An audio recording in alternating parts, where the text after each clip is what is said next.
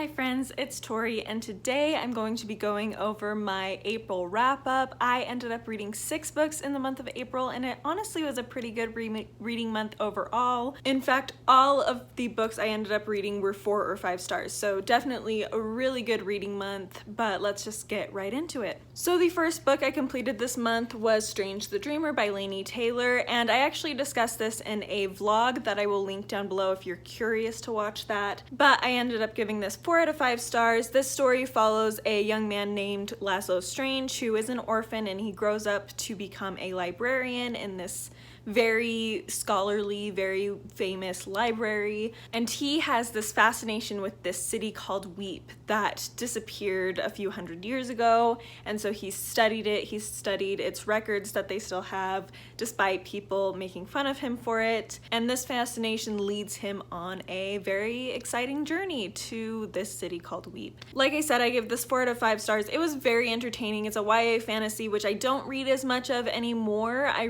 tend to read a lot more adult, and honestly I prefer a little bit more middle grade fantasy over YA fantasy for some reason. I think just the themes in those books kind of hit me a little bit more than YA fantasy, but I still enjoy it every once in a while, and this was definitely very entertaining. I really enjoyed the world that was created in the story. I also really like that there's not really a sense of good and evil in the story. It's more just people making bad decisions, people being impacted by their past, and really just holding on to feelings of anger in a very understandable way, but in a way that causes other people who don't deserve it a lot of pain. And so it's a very interesting concept and a very complex theme and complex message that it's trying to send out, which I really felt like it did a great job with. I really enjoyed its ability to add nuance to every single character in this. My biggest holdback on this was definitely the romance. It was very insta-lovey, and in a way it kind of makes sense why it's a little bit insta-lovey, but I don't think the author's going to fix that, so to speak, in the sequel. I think it's just an insta-lovey romance where it's kind of just, it's hard for me to root for the romance because I didn't feel like I got to really spend time seeing the development of it, if that makes sense, and so it just happened way too fast. It also, I know a lot of people talk about Laini Taylor's purple prose. She tends to write very lyrically, a lot of description, which I don't really mind. I mean, I love Thomas Hardy, so I can't really mind too much description, especially about like landscapes and stuff, because Hardy is master of that. But the problem came in when the descriptions were over the top for like the kiss scene and the sex scene that happens later on this book. And literally there's a whole chapter, I was listening to this on audiobook, there was a whole chapter dedicated to the kiss scene. The whole chapter was pretty much them kissing. And it was so funny listening to the audiobook because it started like doing this dramatic angsty description of the kiss, and I'm not for that, so I started just skipping forward because I'm like, I don't care, like, yes, they're kissing, got it. So I'm like skipping forward, and it's like a 30-second mark, and I just kept pushing it and pushing it and pushing it, and all of a sudden the chapter ended, and I was like, that whole chapter was literally just the kiss scene, not even the sex scene, it was just the kiss scene. And I'm like, that is the most angsty, dramatic thing I've ever read. And, well, I didn't actually read it, or even listen to it, I skipped it, but still, like, I've ever seen. And then the sex scene was the same thing. It was like a whole chapter. And there was also problems as far as the descriptions go for me, where it was a very dramatic moment, like a very intense, a lot of things going on, like they need to be acting fast. But then the Laini Taylor would stop and have these like in their head like existential crises and like describing, oh, I'm going to do this, and he just has this feeling of what he should do, but it's just so over the top to where I'm like, okay, move on. Like, yes, I get it, but this is like a freaking like huge emergency event that needs to go a little faster. Like, they don't have time to have these existential crises, and it would be fine if it was just like one moment, like to kind of build that suspense, but it was like the whole entire like scene where it felt like a lot was going on and like they need to be going. Everything was just being overly described, and I was like, this is like a moment where I need you to just go. Like, you can't spend time being all dramatically and angstily, is that a word? I don't know, describing all these internal monologues right now. Like, it just does not work for what's going on. So it just dragged a little bit at the end. But on the whole, like I said, it was really entertaining, really interesting world, really interesting dynamics between characters. But unfortunately, I don't think I'll be continuing with the sequel. Based on the ending of this book, I don't know if it will be something I'll really enjoy, and there are so many other books that I really want to get to, obviously, that this is very much on the back burner to where I'm like, I just don't think I'll ever get to it. Even if I do have a slight interest in reading it, again, there's so many books I'd rather read that I just feel like I'm just never going to get to it. So anyway, that's my thoughts on that. Definitely glad I finally got to it because I've had this for ages, but unfortunately not a favorite. Up next, we have a 5-star read, and that is Blood and Beauty by Sarah Dunant. This was a wonderful book about the Borgia family. It is a duology, so I did pick up the sequel. I haven't read it yet, but I did pick it up. And it was just really, really good. I loved the exploration of the character of Lucrezia in particular. She was definitely what made this book for me. She was just very intriguing. I liked seeing her development throughout the story. She starts off kind of as a naive child and really grows up to understand not only more about her world, but about her family and about who they are. And I found that really fascinating. I just really liked the exploration of this family. I have very little background in knowing much about this family, so this was a really good introduction to me. I'm one that I do feel like historical fiction is a good place to start with certain historical periods and characters and things, because I feel like it gives you that personal connection, and it also tells it in a story format, so it's easier to remember, and then you can get into nonfiction and be able to connect the dots a little bit better. So I'm one that I like to start with historical fiction when I'm interested in a certain time period or person, so this was great for that. And Sarah Dunant's writing is just very easy to get into. I just really appreciate the way she can be very descriptive, but not overly. I feel like she has a very good balance of description and keeping the plot moving. One thing that may bother other people, it didn't bother me too much in this one, just because I felt like it was done in a bearable way, was that there kind of is a lot of like telling rather than showing throughout the story, just because so much happens with this family, so many things are going on, it just can't delve deep into every little thing.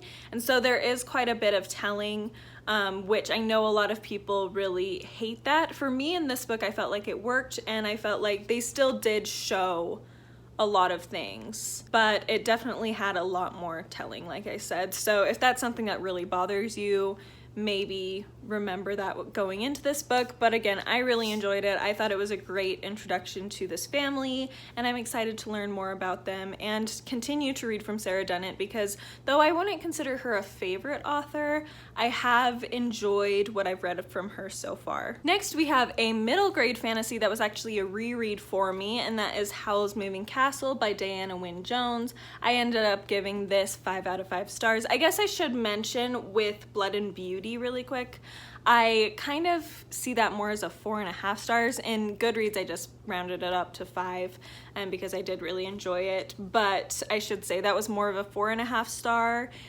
So I don't know if it will be on a favorites of the year. It might still. It's definitely like one I'll consider, but it might not. Anyway, this one though is definitely full 5 stars. I absolutely loved this story. This story follows Sophie, who is a young girl who is helping to run this hat shop. She is the oldest of 3 children, and so that automatically means that if she ever leaves home, tries to leave home and seek her fortune, she will have very bad luck. And so she is just raised in her family's hat shop, and she's very successful at it, but it's not what she wants to do. And she ends up coming across the Witch of the Waste, who is kind of the bad guy in this world, and she ends up cursing her, and things continue on from there. And it's just a very sweet story. I found reading this that I think some of my favorite fantasy, in fact, definitely pretty much my favorite fantasy books, all are kind of fairy tale-esque. So I really like stories that not only take place in kind of more of a medieval type setting, that traditional fantasy setting, but also that are very fairy tale in nature. So, you know, I like enchanted forests, I like witches who live in their shack in the woods, I like little villages full of judgmental people. Like, I just really enjoy that. I really enjoy witches who kind of have more whimsical type powers, or who use, especially when they use nature, kind of like a nature magic type of vibe. And I felt like this gave me a lot of that. It was just so wonderful. In fact, I read this in junior high, and at the time I enjoyed it, but I didn't like love it. But I actually enjoyed it a lot more on this reread, so it was just so fun. I absolutely love the characters in this. I love Calcifer, who is a fire demon in this story. There's also this cute scene with them trying to catch a falling star that is just really, I don't know, really touching. I really enjoyed it. And Howl, who is the wizard who lives nearby in this moving castle, is a very interesting character. Michael, his little assistant. And yeah, it's just a wonderful, whimsical, magical story that I just absolutely adored.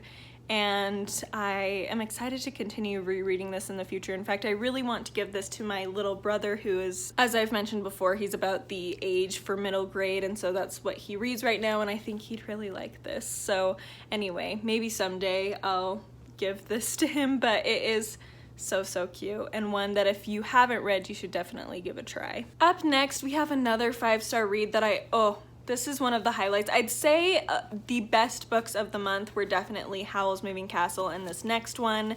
Was so good. In fact, I made a whole video on it that I'll link down below, but that is The Woodlanders by Thomas Hardy.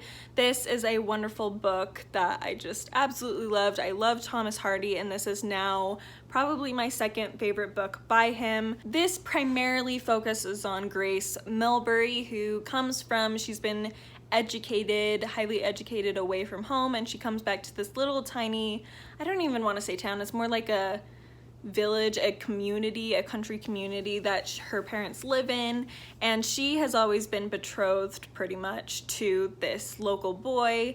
However, she comes back and realizes how different she is now from back when they were kind of having this romance between each other, and so she ends up finding her attention drawn away from him towards someone else who may or may not be the best choice for her, and things go on from there. We also follow a little bit, she's very much a background character, but we focus on her from the beginning in a lot of ways. But her name's Marty, and she's this young girl who is actually in love with the man that Grace was supposed to marry. However, he does not requite this love, and so we kind of follow both of these women, Marty very much being the background but always present. And it's a really interesting book of contrasts, I think is the best way to put it. There's just a lot of different types of people and people to compare and contrast, and I felt like Thomas Hardy did a really interesting job of it. I loved the characterization, I found the plot to be very intriguing, and I really liked, there's a lot of common themes Hardy has throughout his books that come into play here, and I felt like this was one of his best adaptations, I guess, of those themes that are common to him. I felt like he did a great job of exploring them in this book in a way that I really agreed with and appreciated, as well as just things that made me think a lot, and I really liked it. Like I said, I made a whole video just discussing, I kind of went through the story. It's not really a review, it's more like I went through the story and just discussed more in depth my thoughts on those themes and how they came into play in the story. So if you're curious about that, I will link that down below. The beginning is kind of more non-spoilery, at least for the first like 7 minutes or so you can watch that if you are curious about this book and haven't read it. But anyway, this was fabulous. I actually buddy read this with Jennifer Brooks and Margaret Pinard, and I will link both their channels down below. They didn't seem to like it nearly as much, which I understand. It's one that I definitely feel like just hit my niche pretty well, so I understand why it wasn't necessarily their favorite, but it just really worked for me. So next we have another wonderful Victorian work, and that was The Half-Sisters by Geraldine Jewsbury. This I ended up giving 4 out of 5 stars. Once again, really enjoyed this. This follows 2 half-sisters. One is Italian and illegitimate, so her father, who's English, ended up coming across and visiting Italy, falls in love with this woman, has this child, but then ends up leaving her, abandoning her. And then we also follow the legitimate daughter of the same man who lives in England. They do not know about each other. However, throughout the book, they end up coming into contact, of course. And the Italian sister actually comes across, her name is Bianca. She comes across with her mother to England and ends up becoming an actress, while the legitimate daughter, who is named Alice, ends up following the usual route of getting married. And we are able to, again, compare and contrast their two lifestyles, similar to the Woodlanders with the compare and contrast in there. And it was a really, really good book. Honestly, it was probably one of the easiest Victorian books to read. The language was so easy to get into. In fact, I'm kind of sad this book is technically currently out of print. Like, this copy I got is just a very, very cheap printing by a company that primarily does out of print books and just helps to cheaply print them so people can get access, which I really appreciated because I loved this, but it does mean that it's kind of hard to find copies of it. And that makes me so sad because I would honestly say this is such a good place to start with Victorian literature. I think it's just very well done, again, very easy to read, and I think a lot of people would enjoy it. But because it's so hard to get access to, I don't necessarily want to super encourage like people who maybe can't afford it to feel like they have to start with this one. But if you're able to get your hands on it and you haven't read Victorian literature, this is definitely a really good place to start, in my opinion, just because of how easy it is to read. I found it so fascinating to watch Bianca in her role as an actress, especially because I felt like Geraldine Jewsbury really approached subjects such as sexual harassment in the workplace and other things very like directly for a Victorian novel in a surprising way, to the point where I actually thought this was written later on in the Victorian period, but apparently it was 1854, so it was more like in the middle. I guess 1854 is probably closer to the beginning of the Victorian period overall, if you think about it. So yeah, anyway, I was really surprised by how open it is about some certain topics when it was written that early in the Victorian period, but I really enjoyed that about it. A couple things that I struggled a bit with. First of all, I feel like most of the book is primarily focused on Bianca, and probably for obvious reasons, there's a little bit more going on in her life. However, I feel like it would have been a lot more interesting to have more page count for Alice, even if it was just brief chapters of describing her struggling to get along with local women, struggling to really find her place. Like, I wish I had seen that more, because I feel like it would have been more interesting to compare and contrast these characters, as I feel like you're supposed to do in this story, if we had had more time with Alice. But I feel like we have so little time with her that it's hard for me to really fully understand her situation, to really fully understand her feelings. I mean, you're kind of told what they are, but I feel like I would have liked to see how, especially because she starts off being such a curious character and so very outside of the normal expectations for what a woman should be. She starts off being very different from many other women of the time, and yet she seemingly quickly becomes a completely different character. And I feel like it's because she doesn't get much page count. There are years that go by where we don't really get to watch her. We don't see anything about her. And so I feel like if there was more page count with Alice, I would be able to appreciate her character a little bit more. And I want to appreciate her character because honestly, what I got from her, I really felt like, in certain ways, not in all ways, but in certain ways, I felt like I related to her more than I related to Bianca, but I found Bianca's story more interesting, partly because we got so much more time with Bianca, and I felt like that was just really unfortunate. The ending really kind of bothered me because I felt like it just backtracked on literally what the whole book was about. The whole book is about women being able to find things to do and being able to have careers because they want to be actively engaged in their lives and not necessarily because they need money. However, I felt like by the end they just completely backtrack on that, and I don't want to give anything specifically away about what happens at the end, but I feel like it just didn't bring that message full circle in a way that was satisfying to me. So that was pretty disappointing, which is why it ended up being a 4-star and not a 5-star. But other than that, I really did enjoy the story. Definitely one I'll revisit, and I actually am really excited to listen to, or watch, I guess.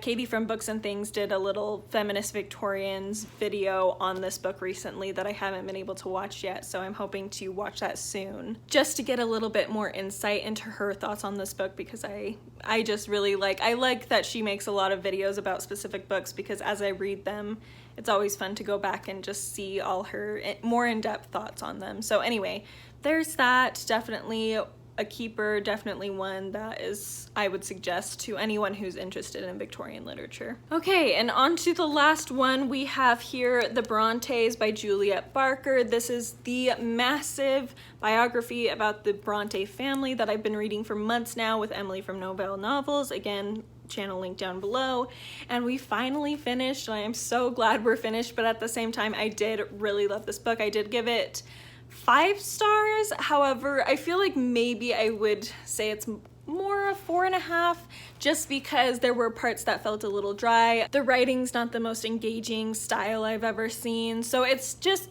not necessarily the best nonfiction work I've ever read as far as like entertainment and engaging characteristics and stuff. But I do believe that it deserves a very high star rating because it's this big, and it's all about one family. And it's not just about generations of this family, it's about their father and then the Bronte sisters and Branwell. That's who it's about. And Juliet Barker clearly puts so much effort into bringing this family to life, really engaging in their whole story and being able to make them real people and recognize not only their great skills and their good qualities, but also all their flaws. And she's very open to all aspects of this family, the good and the bad. She's willing to discuss it all, and she's also very dedicated to dispelling the unfair and unreasonable, legendary parts of their story that have been prevalent throughout the centuries. She addresses things like the fact that Patrick Bronte, their father, was seen as this basically wild man, this very strict, very stoic type of person, when really he was a very caring, good man who fought his whole life for the poor in his town. He did his very best to help the underdog, and he was just such a wonderful person, definitely flawed, but still a very good person. She also takes a lot of time to describe how Branwell, their brother, who is very much known for being a drunk and just a ne'er-do-well, who actually was a very loved brother and a very loved son, and who was a master of literature and art, and who he had these dreams, he had these desires to really make a name for himself and do it in a very honorable and good way, and he just ended up falling apart at the end of his life, and how sad that is. Even the sisters themselves, we kind of see, Charlotte as this great, feminist, proto-feminist type of woman, but really, she could be very judgmental of people. In fact, she probably bothered me the most out of the whole family. She was very judgmental of people around her. We also see Emily and her struggles with just being a homebody, probably a lot of social anxiety, and we're able to see Anne Bronte and just how quietly strong she is. In fact, Anne Bronte, Emily and I talked about how much we just love Anne. She's definitely our favorite of the Bronte sisters as far as personality goes.